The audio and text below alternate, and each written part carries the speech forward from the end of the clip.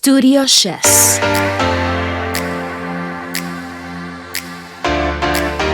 Welcome to Think-Design-Provoke, the podcast, an intimate space where every week you receive inspiration about the fascinating world of interior design and all the benefits and effects in your lifestyle. My name is Francesca, and we will create meaningful conversations to unveil the enigmatic perception of interior design as a discipline that simply focuses on aesthetics. We will expose everything from interiors to its relationship to architecture, surroundings, history, and culture. We will challenge the misconception of interior spaces confined in architectural boundaries. We will understand that interior spaces provide the setting for human activity and are created to fulfill human desires and needs, where sensory pleasures and engagement are celebrated.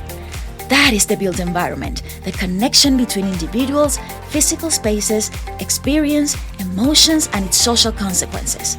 I am your host, and I invite you to join the design conversations that will elevate your consciousness about interiors. Consciousness that will embrace the beautiful possibilities of manifesting all your senses in your space.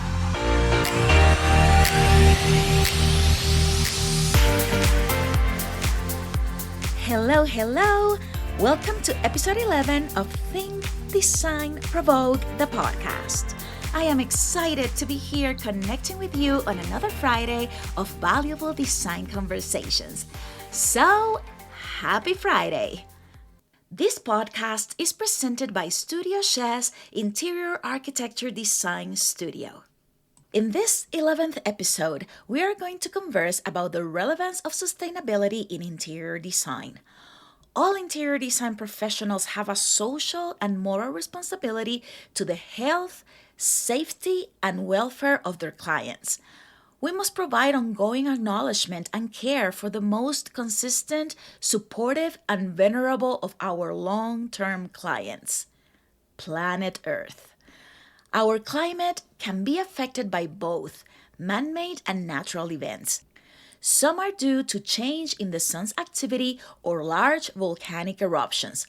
However, since the 1800s, human activities have been a driver of change, primarily due to the burning of fossil fuels like coal, oil, and gas.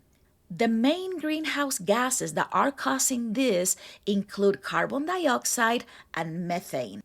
Sustainability, eco-friendly, green, organic, environmentally friendly, all those terms interrelate in the intent of having a better quality of life. And a better quality of life is manifested through the food that we eat, the products we use in our hair, the lotions we use in our facial care, the scents we choose for our vehicles or homes, and yes, the spaces we inhabit. On different scales, sustainability aims to preserve our resources, using what is best to sustain human existence on the planet in the most enjoyable and responsible way. Sustainable design is an increasingly important aspect of interior design. Sustainability in interiors is very relevant because quality of life and the diversity of Earth's ecosystems cannot be maintained without it. It is about the needs of the present without compromising the ability of future generations to meet theirs. In order to increase the health and comfort of people, there are a wide range of concerns that a sustainable design approach considers. Energy conservation, the wise use of materials, adaptive reuse, indoor air quality, recycling, reuse, and other strategies are considered to achieve a balance between the consumption of environmental resources and the renewal of those resources. Although architects address many sustainable design issues during the design of a building, there are several steps we designers can take to minimize the environmental impact of interior build-out. Let's talk energy conservation. Two of the most important categories to reduce energy consumption is electricity usage and plumbing. Reducing power required for lighting can be achieved by using task ambient systems or by other means utilizing daylighting. The use of LEDs to emit light in a specific direction reduces the need for reflectors and diffusers that can trap the light. This feature makes LEDs more efficient. High reflective finishes help to improve the brightness provided by daylighting. Utilization of appliances and equipment that are energy efficient is ideal. You see this often in commercial spaces, which use automatic occupancy lighting controls in spaces that are not regularly occupied, such as copy rooms, storage rooms, or restrooms. From a plumbing point of view, a well-designed plumbing system guarantees consistent water pressure, which eliminates the necessity for multiple pumping stages, thus saving energy. The proper plumbing installation achieves efficient water distribution and minimizes the need for excessive pumping. Also, the use of low-flow fixtures definitely help to reduce water consumption, resulting in energy savings. What about wise use of materials? Sustainable and responsibly sourced materials are an important way to ensure a space makes a minimal impact when it comes to climate change. From a spatial standpoint, the use of existing structural and reclaimed materials, including wood, stone, and steel, is a successful pattern for sustainability. Also, promoting materials that emit the fewest greenhouse gas emissions throughout their lifespan, meaning their extraction, production, construction, maintenance, and disposal, can dramatically minimize the environmental impact. Considering chemical composition, durability, and renewability is imperative. Materials like wood, bamboo, cork, stone, glass, organic cotton, and wool are superior options for use in a sustainable interior.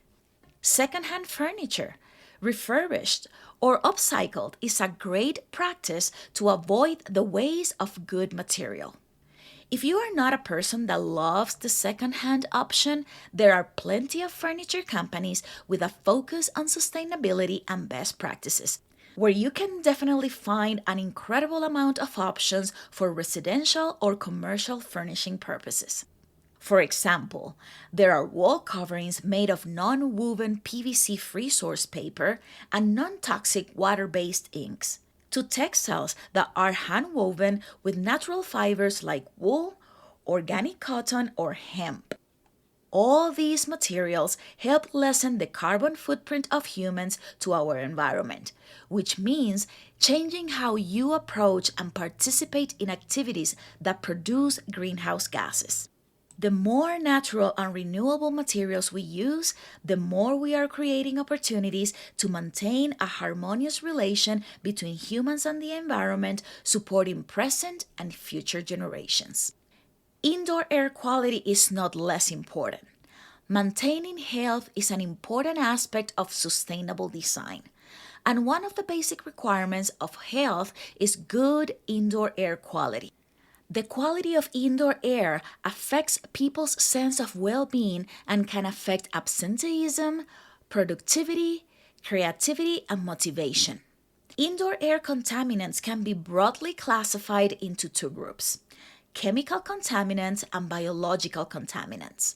Chemical contaminants include things such as volatile organic compounds, best known as VOCs, tobacco smoke, and many others, while biological contaminants include mold, pollen, bacteria, and viruses. Two contaminants that you have probably heard about constantly are VOCs and formaldehyde. VOCs are chemicals that contain carbon and hydrogen and that vaporize at room temperature and pressure. They are found in many indoor sources in building materials and common household products like paint, stains, adhesives, sealants, MDF furniture, upholstery, and carpeting. Formaldehyde is a colorless gas with a pungent odor. It is used in the preparation of the resins and adhesives most commonly found in particle board, wall paneling, carpet adhesives, and other glues in the construction and furnishings industry. Even in hair products, formaldehyde is designated as a probable human carcinogen and has irritant effects on the eyes and respiratory tract. I think it is a great idea to avoid those, don't you think? Let's continue. I am a huge fan of adaptive reuse projects, which refers to the process of reusing an existing building or a space for a purpose other than which it was originally built or designed for. For example, converting an old gas station into a restaurant, or an old train station into an office space, or a barn into a home. In many cities and countrysides, you see abandoned buildings, and this approach offers a way to breathe new life into empty historic structures. Here are 3 reasons why adaptive reuse is important and how it relates to sustainability. First, it slows urban sprawl. Urban sprawl means the spreading of urban developments on undeveloped land near a more or less densely populated city. When builders search for new construction sites, they most often choose land further outside of a city center since the land within a city is usually claimed by old buildings or more expensive real estate. This fuels the process of urban sprawl, contributing to air pollution and other environmental impacts, higher infrastructure costs, and social isolation. Adaptive reuse offers a counter to urban sprawl. Second, it maintains cultural heritage. In communities with historic architecture, adaptive reuse is a form of historic preservation. It restores culturally significant sites that will otherwise be left to decay or be demolished to make room for new buildings or parking lots. Thirdly, it creates a new community beacon. Adaptive reuse approach is functional and often incredibly beautiful. For example, the High Line in New York City is an elevated linear park, greenway, and a rail trail created on a former New York Central Railroad spur on the west side of Manhattan. Believe it or not, this place was once destined for demolition. Luckily, the community rallied together to repurpose it instead, creating the park you see today for everyone to enjoy. It has since become a global inspiration for cities to transform unused industrial zones into dynamic public spaces. The High Line is one of my favorite zones in New York City. I love the artsy, urban, and natural setting and how they all coexist purposefully and artfully. While walking through the High Line, I feel part of a vibrant community that recognizes their full potential. A community that celebrates their heritage, their location, and their history. To me, it has a lot of meaning, charm, and yes, a positive sustainability impact. Seeing the transformation of a space that was abandoned and unused for so many years transformed into a revitalized park that is now enjoyed by the local community and visitors from all over the world is precious to me. The social interaction that takes place there, the physical activities, the total enhancement of livability make the High Line a successful project and a must-see place in the Big Apple. If you have the opportunity, go to New York and not only see it, just enjoy it. Immerse yourself in that beautiful adaptive reuse project. Recycling and reuse of materials and products is an important part of the life cycle of an interior space or building. As many materials as possible should be recycled into other products or reused for their original purpose. In turn, new spaces and buildings should incorporate as many recycled and previously used materials as possible to provide a market for those products. Ideally, all materials should be durable, biodegradable, or recyclable. Let me tell you about this project. Hotel Toronto in Canada is another example of sustainable and responsibly sourced materials project that ensures minimal impact to the environment. Existing structural and reclaimed materials, including timber, driftwood, local limestone, and native plants, were used across the interiors of the building, from bedrooms to restaurants, the reception, and other public areas. The hotel is not only environmentally friendly, it is beautiful. The preservation of those resources had a positive impact on the levels that represent the pillars of sustainability, which are human, social, economic, and environmental. This project celebrates the beauty of the city's natural environment inspired by Lake Ontario. It also recognizes a community that is anchored by wellness and resiliency. The Hotel Toronto project gave the opportunity to local businesses a chance to collaborate and be a part of the transformation of this hotel through a local woodworking studio in reclaimed furnishings, giving that sense of belonging to the community through the furnishings of this hotel. As you see, sustainability is a whole ecosystem that supports the main 4 pillars through interior design interventions. Many people think that it is much easier to be unsustainable, especially people or vendors that do not make any profits with a sustainable approach. It is true that it requires less time and research to buy or develop custom solutions that are not environmentally friendly. However, the design, construction, and furnishing industries, among many other disciplines, can no longer afford the luxury of ignoring the environmental impact caused by unsustainable activities. There are studies conducted by U.S. Environmental Protection Agency that show Americans throw out 12 million tons of furniture every year. Imagine that. So many of these pieces contain multiple different materials and very few are recycled. Hey, that's scary. You already know my goal as a designer: protect public health, life safety, and well-being through a valuable experience to the user. Sustainable interior design creates healthier indoor spaces by using the best practices and products that are free of harmful chemicals and allergens.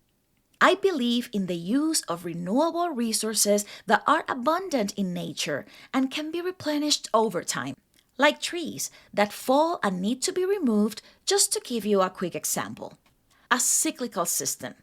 A tree is born, it lives, it dies, and it is returned to support new life. As always, my intention is to create awareness and provide food for thought about the influence of design in your life on a daily basis, and remind you that the benefits of interior design goes beyond aesthetics. Yes, it goes beyond a pretty table and way beyond the expensive sofa or the cliché color of the year.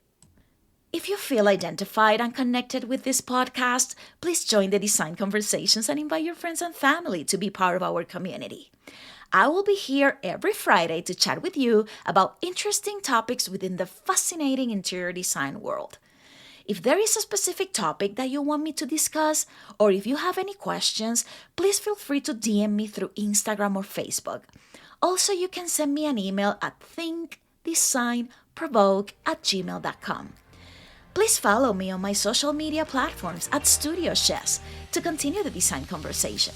In the episode notes, I am including the contact links for your reference, also the Highline and Hotel Toronto links so you can enjoy it for yourself.